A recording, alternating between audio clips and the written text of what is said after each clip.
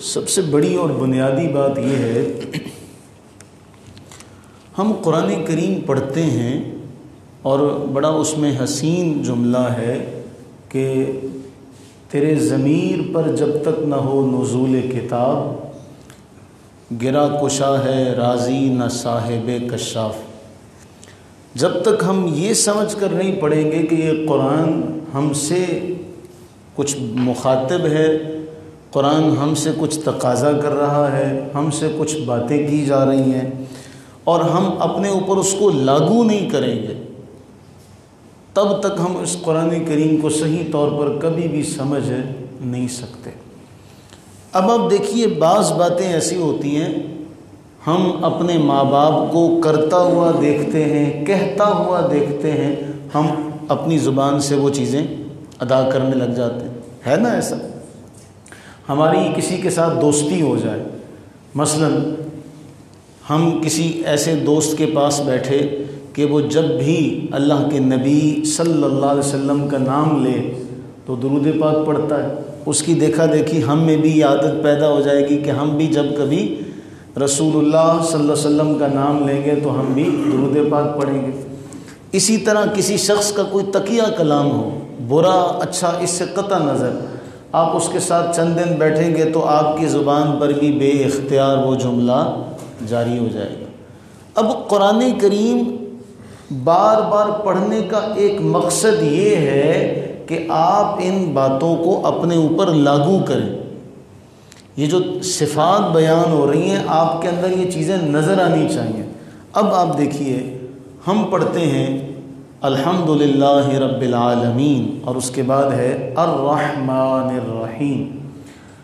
ہم یہ صورت اگر کوئی شخص 5 وقت کی نماز پڑھتا ہے تو وہ اس کو گنے۔ اگر صرف فرض پڑھتا ہے، اگرچہ ہمارے یہاں یہ فتنہ بھی پیدا ہو رہا ہے کہ صرف فرض پڑھو، سنتیں چھوڑ دو، آپ سنت موقدہ اور فرائض گن لیں، سنت موقدہ فرائض ساتھ شامل کریں تو صبح کے ہوئے 4، ظہر کے ہوئے 4 سنت موقدہ، 4 فرض اور بعد میں 2 سنت، کتنی ہو گئی؟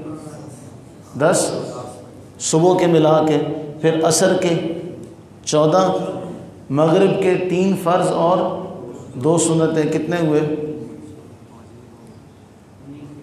19، اور اس کے بعد پھر عشاء کے 4 فرض، 2 سنت اور 3 وتر۔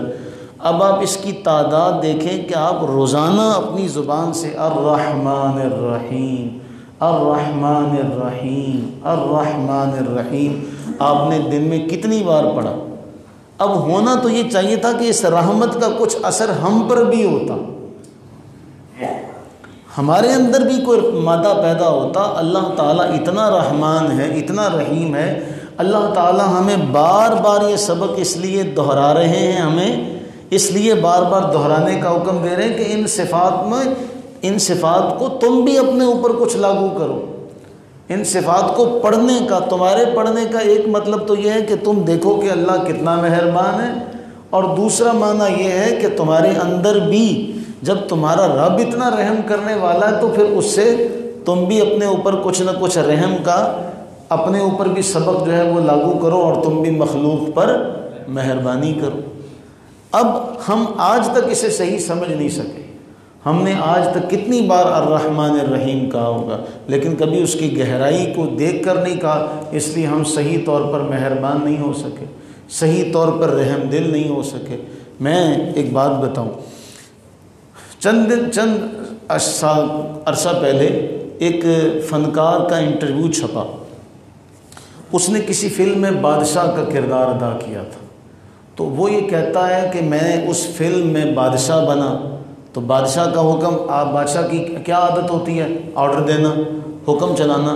تو وہ کہتا ہے اس کے بعد میں اپنے آپ کو بڑی مشکل سے اس کردار سے باہر نکالنے میں کامیاب ہوا کہ میرے اندر وہی چیزیں پیدا ہو گئی، میرے اندر وہی چیزیں پیدا ہو گئی کہ میں بادشاہ ہوں، میں لوگوں پہ آرڈر چلا رہا ہوں۔ اب ہم یہ دیکھیں کہ وہ اپنے کردار کے ساتھ کتنا بڑا دیانتداری کا کردار ادا کرتا ہے۔ وہ چند ماہ کے لیے پیسے لے کے اس نے وہ کردار نبھایا اور وہ کردار اس کے اوپر اتنا حاوی ہو گیا کہ اسے اس کردار سے نکلنے کے لیے محنت کرنا پڑی۔ ہم تو بچپن سے پڑھتے آ رہے ہیں الرحمن الرحیم، ہم نے جب سے ہوش سنبھالا، آپ اپنی زندگی کے اعتبار سے گنے، میں اور آپ گنے، ہم نے کتنی بار الرحمن الرحیم کہا ہوگا؟ تو جو ہم نے اس سے سبق لینا تھا وہ ہم نے لیا؟ ہم نے تو اس سے سبق نہیں لیا، ہمارے اندر تو وہ مادہ پیدا نہیں ہوا۔ ہم آج یہ نہیں سمجھ سکتے، دیکھیے رسول اللہ صلی اللہ علیہ وسلم اللہ کے کتنے اولو العزم جلیل قدر بعد از خدا بزرگ، سب سے اعلیٰ ترین افضل ترین ہستی، لیکن جب گھر جاتے ہیں تو گھر رسول اللہ صلی اللہ علیہ وسلم ایک باپ کی حیثیت سے گھر کا دروازہ داخل ہوتا ہے۔ وہ گھر کا دروازہ جب داخل ہوتے ہیں تو پھر امام حسنین کریمین کے نانا کی حیثیت سے داخل ہوتے ہیں، سیدہ فاطمہ رضی اللہ عنہا کے بابا کی حیثیت سے داخل ہوتے ہیں۔ وہاں تو پھر وہ یہ نہیں تصور رکھتے کہ جس طرح میں باہر ہوں، تو وہ ہم یہ بات دیکھیں کہ ہم پر ایک بہت بڑی ذمہ داری ہے، بحیثیت مسلم ہم صرف اس کو رٹا نہ لگائیں طوطے کی طرح، بلکہ ہم نے اتنی بار پڑھا ہم اس کو اپنے اوپر بھی لاگو کریں۔